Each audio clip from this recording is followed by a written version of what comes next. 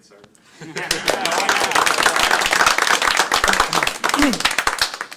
Okay, so hi everyone. I am Evan. I'm the author of Vue.js, and so this workshop today is titled Advanced Features from the Ground Up. So we're going to cover a lot of stuff, and just so I want to make it clear that if you've never worked with Vue to a certain capacity, you might find some of the exercises a bit challenging, because this whole thing is designed assuming you have decent experience with Vue and kind of know the basic APIs and ins and outs. But that said, if you have experience with, say, Angular in the past, probably a lot of the knowledge could transfer, the basic stuff. So, but this workshop is not really about like teaching you how to use Vue. It's really about some of the more fundamental stuff, the ideas, implementations, and how that kind of understanding Vue better in order to build things on top of it. So our agenda comprises of, first we'll talk about reactivity and how the reactivity system is implemented in Vue. We're actually going to follow through a few exercises that allows you to implement a small system that sort of resembles what Vue does under the hood. And then we're going to talk about writing plugins, Vue plugins. Because a lot of times when we use third-party libraries, right? You've probably used a few of them with Vue.use, the API. So you might be wondering, how do these plugins actually work? How do you write one yourself? You know, if you run into a lot of common tasks in your daily development, you might want to extract them out and reuse them shared between teams, between projects. So that's a good thing to learn. And then we'll talk about render functions. So Vue internally uses a virtual DOM similar to React. If you don't have React experience before, you will probably you will not be familiar with the concept of JSX or render functions. So we'll talk a bit about that and kind of walk you through how to use render functions in the Vue context, because it's actually a pretty critical feature if you want to implement some of the advanced features. And then that'll probably be enough to occupy our morning. And after lunch, we'll talk about some more advanced features like state management and routing. If you've used a Vuex or Vue router before, we're going to sort of explain the problem, build very, very simple versions of them. Hopefully we have enough time to go through that. And then we'll talk a bit about form validation and internationalization. Also very simple versions of plugins, just to get a taste of how it might look like in a real production environment. Okay, so looks good. So let's dive into the first topic, reactivity. Reactivity in Vue, essentially, so there's a lot of misunderstandings or confusions about what the term reactivity actually means in a programming context. To some people, it might just mean RX. Reactive programming is like streams and stuff, but in our context, this really just means when you change the state and how the state reflects in the update of the entire system. In our particular context, how changing state reflects into changes in the DOM. How does Vue track changes? So let's first think about a variable, JavaScript variable. That's just a equals 3. And then we have another variable, b, which is 10 times of a. So this is a requirement. So imagine you're the developer and your manager tells you, hey, we need to build a program. The requirement is the variable b should always be 10 times the value of a. Okay? So how would you implement that? So this is a very naive imperative solution, right? The problem is later on when you change a, b doesn't update because it's procedural. It doesn't keep the relationship in sync. So how can we keep them in sync, right? So the idea is, instead of having to manually update b every time you change a, we want that relationship to be declarative. So we realize what your manager actually wants you to build is a spreadsheet, right? They want you to build Excel. We have two cells. The A cell, the B cell should always be 10 times of A. And in Excel, we have this thing called functions that allows you to declare the relationship between two cells. So cell B should always be 10 times the value of cell A. And how do we express that in programming terms? So what if we can have a magic function called onAchanged? that just takes an internal function and will re-execute this function whenever a changes. Then our problem is solved, right? The problem is how do we implement that function? But before we dive into that, let's translate the problem into something that's closer to web development. Let's say we have this actually span cell. And we want to make sure the A cell, so we have the B1 cell, we also have the A1 cell. We want to make sure the B1 cell is always kept in sync per the requirement of the spreadsheet. So this is the imperative way of doing it, right? We can just use the DOM API, select it, set the text content.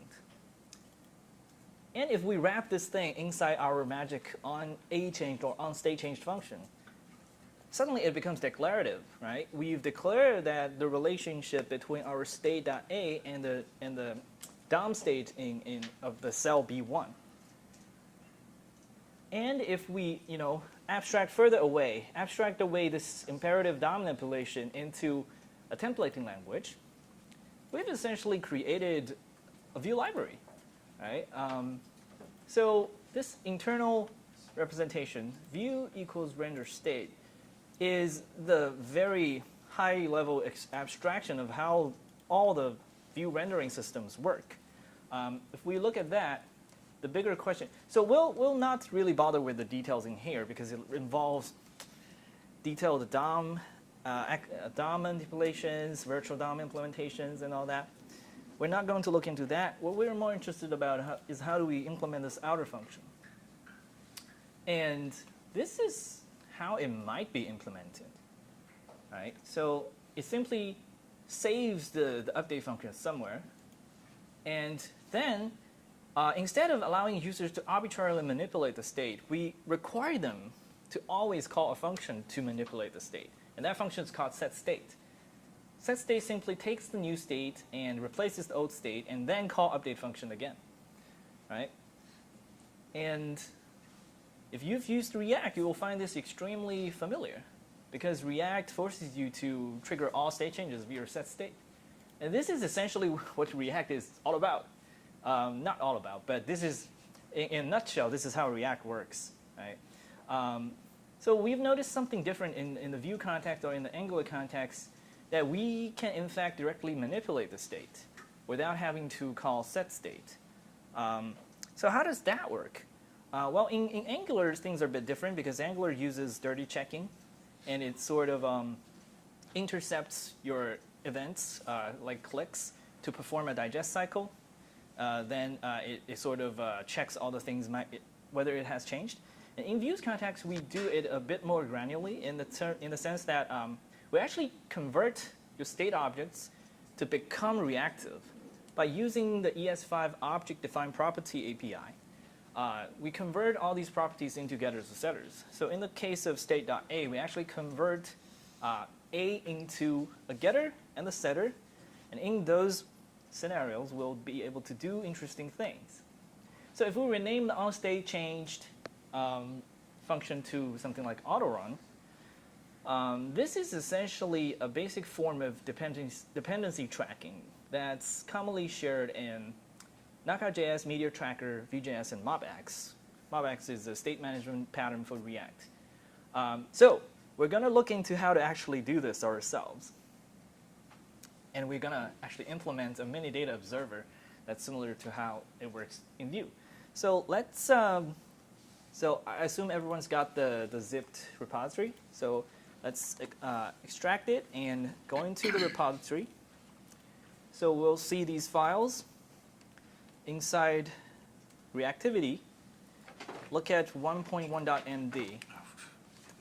So each exercise comes with a markdown file that describes the requirement and an associated HTML file, which asks you to implement the requirements. So the first exercise is understanding how to use object-defined property. If you've never used this API before, look it up on MDN and check out how the API works.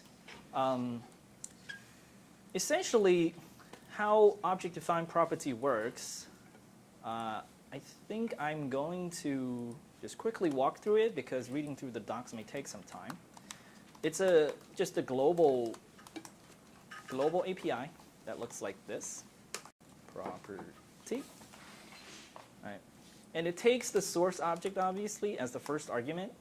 And the second argument is the key of the property that you want to manipulate. So this key can be an existing key or a non-existent key. So if it doesn't exist, it'll create it for you. If it exists, it depends on whether that property is so-called configurable. If it's configurable, we can override it. So we'll just use a random key. And then the third argument should be an object descriptor. So this descriptor can take some properties like enumerable. By default, all of these properties are false. So if a property is declared as enumerable false, then when you use, say, for var key in object to iterate over it, it will not show up because it's not enumerable. Similarly, it will not show up in object keys. And configurable, as we just talked about, prevents it from being redefined again. So once you define something with configurable false, it can never be changed again. So be careful with that. And then we have writable. So if a property is not writable, you can still assign to it, but it will have no effect, and it will fail silently. So it's also something that you should be careful about. But finally, the most important thing is the get and set functions. So we can define functions get and set. And this will override the default behavior. So get overrides the dot access, and set overrides the assignment. So you can return arbitrary values from the get function. So if you return bar, so you will have a property that always return bar no matter what. You cannot change it anymore. What you can do to change it, though, is so the set obviously takes the new value as the argument. And the problem is, how do you save this value somewhere, right? So obviously, you have to save it somewhere else. So like the real value, you need to put it in another variable. So you can then return real value. And I'll let you fill in the rest. So let's open the first exercise.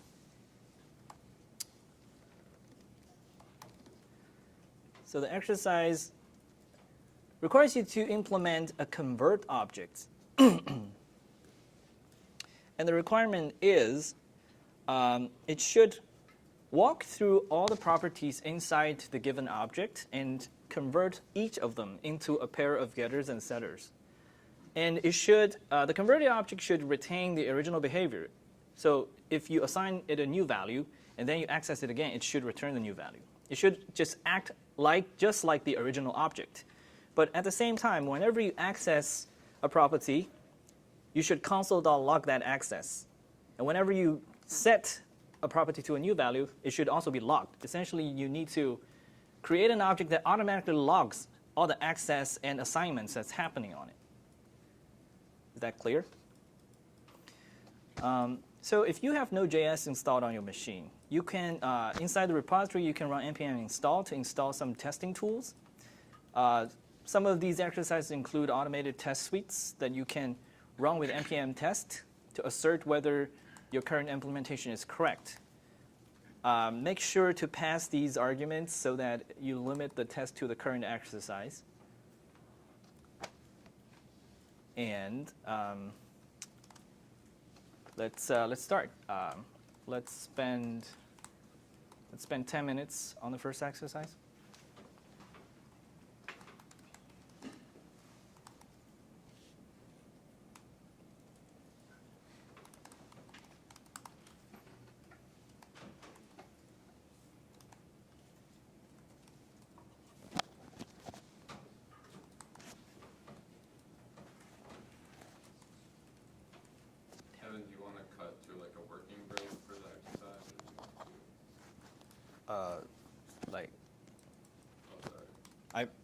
Ideally, I want to kind of walk around and see how everyone's doing. Yeah. So okay. Did you want to take like a 5-minute, 10-minute working break kind of thing? you After walk this around the one? room? No, like right now. Oh, yeah, yeah. Okay. Yeah. Cool. So 10 minutes, 5 minutes, how long? 10 minutes. 10 minutes. Okay. We'll take a 10-minute